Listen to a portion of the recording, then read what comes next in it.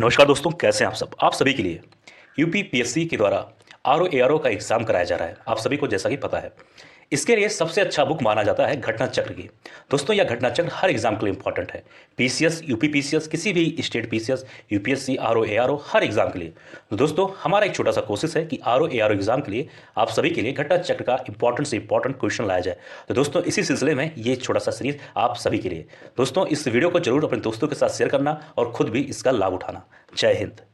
आप सभी का नालंदा यूनिवर्स 77 पर कैसे हैं आप सब। आज हम बात करने वाले हैं एंशिएंट हिस्ट्री यानी कि प्राचीन इतिहास के बारे में। और आप सभी को पता है कि इस वक्त हमारे इस यूट्यूब चैनल पर आरओ एआरओ का टेस्ट सीरीज चालू किया गया है, जो कि बहुत इंपॉर्टेंट है। और आप सभी को पता है कि ये घटना चक्र की बुक है, और घटना चक्र की बुक हर एग्जाम यूपीएससी, पीसीएस और खास तौर पे यूपी पीसीएस जैसे बड़े एग्जामों के लिए बहुत इंपॉर्टेंट है, और आरओ एआरओ के लिए भी बहुत इंपॉर्टेंट है। तो आरओ एआरओ के लिए बहुत शानदार ये टेस्ट सीरीज है, इसका लाभ उठाइए। और आपने हमारी पिछली वीडियो को बहुत प्यार दिया, उसके लिए धन्यवाद। चलिए शुरू करते हैं आज का यह सवाल। अब देखिए, यहाँ पे पीडीएफ नहीं है, पीडीएफ अभी टाइप हो रहा है। मैं हर वीडियो में आप सभी को बार बार बताता हूँ, तो मैं चाहता हूँ कि आपका समय ना नुकसान हो, उससे पहले आप सवाल करें, क्योंकि पीडीएफ बनने में 7 से 8 दिन लग जाएंगे। ठीक है, तो ये सारे सवाल इंपॉर्टेंट है। ये घटना चक्र पूर्वालोकन का है, जो कि आरओ एआरओ स्पेशल है, तो इसको ध्यान दीजिएगा। प्रश्न नंबर 1 आप सभी के सामने यहाँ पर 2 सूची दिया गया है। ठीक है, एक सूची में कुछ नाम है और दूसरी सूची में भी कुछ नाम है। अब देखिए, जो पहली सूची में जो नाम है, ये कह सकते हो कुछ ऐसी चीज़ें हैं जो सूची नंबर 2 के द्वारा लिखी गई हैं। तो आपको बताना कि कौन सा किसके द्वारा लिखा गया है। पहले उत्तर जान लो। ठीक है, उत्तर होगा ऑप्शन नंबर ए यानी कि ए का 4, बी का 3, सी का 1, डी का 2। यानी कि अगर हम बात करें अष्टाध्यायी, यानी ए का होगा 4, इसकी रचना की पाणिनि ने। बी महाभाष्य का सही होगा 3, यानी कि पतंजलि। सी का 1 और डी का 2। समझ में आया? कोई दिक्कत हो जरूर कमेंट बॉक्स में लिख देना। आगे बढ़े प्रश्न नंबर 2 की तरफ। इसमें भी सेम सवाल, मतलब सेम सवाल नहीं है, सेम तरीके का सवाल है। ठीक है, यहाँ पर भी आपके सामने 2 सूची दिया गया है। ठीक है, सूची नंबर 1 में जो है दरबारी कवि के नाम है, जैसे अमीर खुसरो, कालिदास, हर्षेड और बाणभट्ट। और दूसरी सूची में दिया गया है राजा, यानी कि कौन सा कवि किस राजा के अंतर्गत या फिर उनके दरबार में था। तो सूची नंबर 2 का सही उत्तर होगा ऑप्शन नंबर बी, यानी बी मतलब एक का 4, बी का 1, सी का 2, डी का 3, यानी कि ए का 4।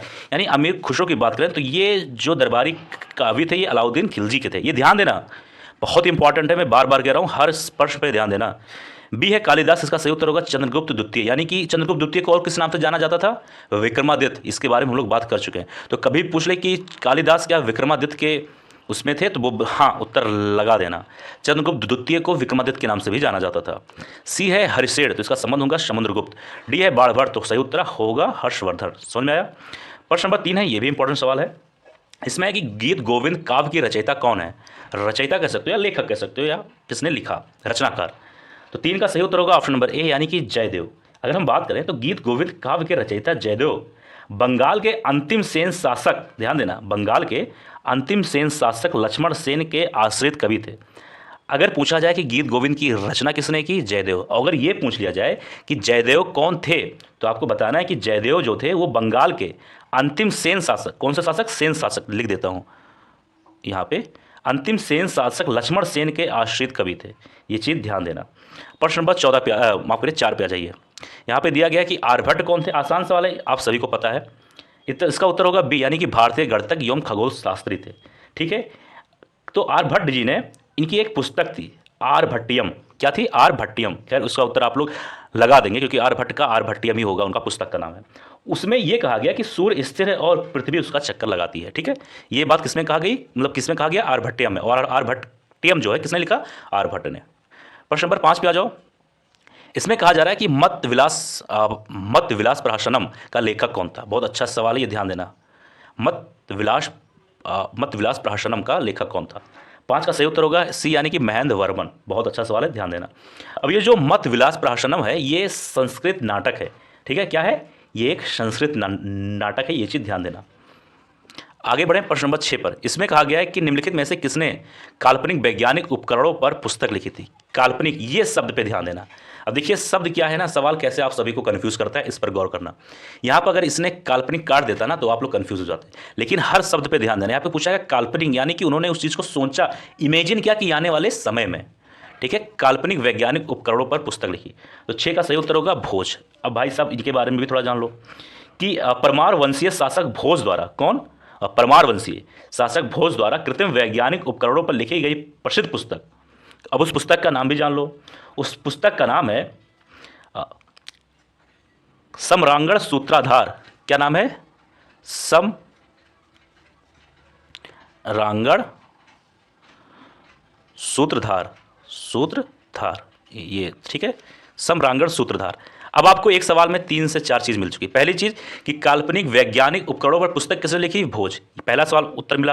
अब भोज कौन थे? तो भोज थे अपरमार वंश के शासक थे, 2 मिला। अब जिन्होंने लिखा वो किस पुस्तक में लिखा उसके बारे में भी हमने बात कर लिया। ठीक, आगे बढ़े प्रश्न नंबर 7 में। 7 भी अच्छा सवाल है। हर्ष ने निम्नलिखित में से किन रचनाओं का लेखन किया था? अच्छा सवाल है। तो 7 का सही उत्तर होगा बी यानी कि 1, 2, 4 यानी कि प्रियदर्शिका, नागानंद और रत्नावली, ये तीनों जो है ये हर्षवर्धन ने रचना किया। खैर इसके बारे में थोड़ी सी जानकारी ले लेते हैं। देखो बात ये है ना, हर्ष को संस्कृत के 3 नाटक ग्रंथों का रचयिता माना जाता है, यानी कि प्रियदर्शिका, नागानंद और रत्नावली। अब ये जानो ये तीनों एक नाटक पुस्तक है कह सकते हो, और तीनों संस्कृत में। बस इतना जानना है आपको। कि कभी पूछ ले क्या ये नाटक है तो बता देना हाँ, प्रियदर्शिका, नागानंद और रत्नावली ये नाटक है और ये तीनों संस्कृत में लिखा गया है, और इसके रचयिता कौन है? हर्ष। समझ में आया? कोई दिक्कत परेशानी जरूर लिखना। अब आइए आगे बात करें, पूर्व मध्यकाल के बारे में बात करेंगे, 800 से लेकर 1200 के बीच का। इसमें कुछ सवाल है बहुत इंपॉर्टेंट है, ध्यान देना। भोजशाला मंदिर की अधिष्ठात्री देवी कौन है? प्रश्न नंबर 1 का सही उत्तर होगा डी, भगवती सरस्वती। ठीक है, अब इसके बारे में थोड़ा जान लो। भोजशाला मंदिर जो है मध्य प्रदेश के धार जिले में स्थित है, ये आप सभी को मालूम होना चाहिए। ठीक है, अब भोजशाला मंदिर का जो निर्माण था वो परमार शासक राजा भोज ने संस्कृत पाठशाला के रूप में करवाया था। ये कहाँ स्थित है? 1 मिनट जाओ, 1 मिनट। कहाँ स्थित है? मध्य प्रदेश के धार जिले में। और किसने किया? परमार शासक राजा भोज ने संस्कृत के लिए, पाठशाला के लिए इसका निर्माण करवाया था। आगे बढ़ो, प्रश्न नंबर 2। 1 मिनट, थोड़ा इसको जूम कर लिया जाए, 1 मिनट। हाँ, इसमें क्या है? निम्नलिखित में से किन राजाओं को जनता द्वारा प्रत्यक्ष रूप से, ये प्रत्यक्ष मतलब क्या होता है कि जनता खुद चुने उस राजा को, और अप्रत्यक्ष मतलब क्या होता है कि इनडायरेक्टली। तो यहां पर पूछा जा रहा है डायरेक्टली के बारे में। देखो ये शब्द हैं और इन्हीं शब्दों पे एग्जामिनर खेलता है, ये प्रत्यक्ष अप्रत्यक्ष में खेलता है। तो प्रत्यक्ष मतलब ये होता है जैसे हम लोग सांसद को चुनते हैं। ठीक है, सांसद अगर आपके 2024 में जो चुनाव होगा, आप जाओगे जब वोट दोगे उसको कहेंगे अप्रत्यक्ष रूप में। जो राष्ट्रपति का चुनाव होता है वो होता है अप्रत्यक्ष। कभी राष्ट्रपति का चुनाव आपने सुना है कि इसका वोट आपने दिया? नहीं दिया ना। हमारे कैंडिडेट जो हमारे द्वारा चुने जाते हैं उन्हीं के द्वारा राष्ट्रपति चुने जाते हैं, तो वो हो गया अप्रत्यक्ष। लेकिन यहाँ पूछा क्या गया है? प्रत्यक्ष रूप में। तो ये चीज़ ध्यान देना। तो प्रश्न नंबर 2 का सही उत्तर होगा ऑप्शन नंबर सी यानी कि 2 और 4 यानी कि गोपाल और यशोवर्मन, ये चीज़ ध्यान देना। प्रश्न नंबर 3 पे आ जाइए। निम्नलिखित में से किस शासक ने विक्रमशिला विश्वविद्यालय की स्थापना की थी? सही उत्तर होगा डी यानी कि धर्मपाल। अब थोड़ा सा जानकारी ले लो। विक्रमशिला के प्राचीन बौद्ध विश्वविद्यालय की स्थापना बंगाल के पाल वंशीय, बंगाल के पाल वंशीय शासक धर्मपाल द्वारा की गई थी। वह एक उत्साही बौद्ध था, यानी कि उनको बौद्ध के लिए बहुत कुछ करने की इच्छा थी। उसके लेखों में उसे परम सौगात कहा जाता है। अगर उनके लेख के बारे में बात किया जाए तो उनको उसमें परम सौगात कहा जाता था। अगर ये कभी पूछ ले एग्जाम में आने वाले, कभी कोई भी एग्जाम में, कि परम सौगात किसको कहा जाता था, तो धर्मपाल को। और विक्रमशिला विश्वविद्यालय किसने बनवाया, तो पूरा जानकारी हो आपको। ये किसने बनवाया है? तो ये बनवाया बंगाल के पाल वंशीय शासक धर्मपाल ने, और वो बौद्ध धर्म से बहुत ही ज़्यादा कनेक्ट थे कह सकते हो। आगे बात करें प्रश्न नंबर 4। निम्नलिखित शासकों के नाम सही कालानुसार संयोजित करना है। मतलब ये हुआ काल क्रमानुसार, मतलब कि पहले फिर उसके बाद ऐसे करना है। आसान सवाल है, ज़्यादा आपको दिमाग लगाने की जरूरत नहीं है। 4 का सही उत्तर होगा ऑप्शन नंबर ए। अब ए यानी कि क्या हुआ? ए यानी कि 3, 2, 1, 4।